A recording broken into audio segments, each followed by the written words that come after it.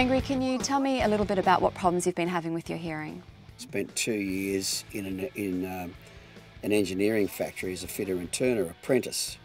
Now, when I look back on it, when we did talk about my history, we've sort of worked out that's where it started, because I was working lathes every day. That constant noise, just day in, day out. You know, after every gig, you're tone deaf or you're deafless. Well, after a day, it comes back again, and then of course you repeat the process. Yeah. So we're always aware of it. We just didn't think that that was going to be a thing that would affect us later in life.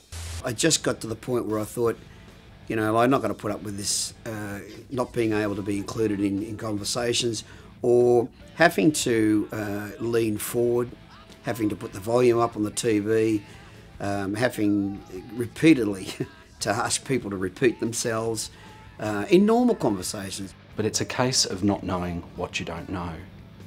So with that hearing loss, they don't know what they're missing out on. They don't know that someone has said something to them and they haven't completely understood it. So continue to live with this hearing loss and not doing anything about it. I want people to know what I know. I want people to know that it starts at a very, very young age.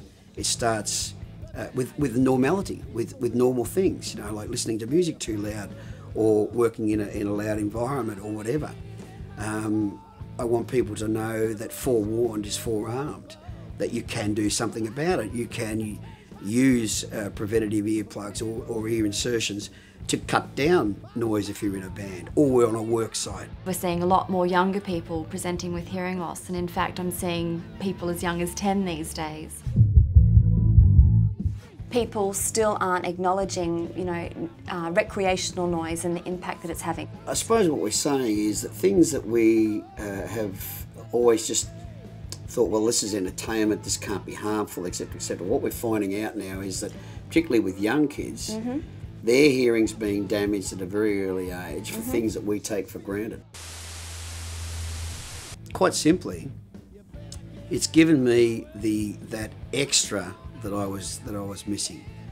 I can actually hear things now more clearly, and things that were just, you know, like a mumble, so to speak, have now become almost crystal clear. I am hearing impaired. I have significant hearing loss.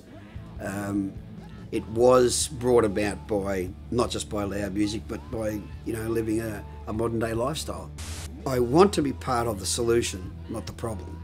So the reason I come out, as you say, is because of that. I no longer want to be part of the silent majority of people who can't or won't deal with it.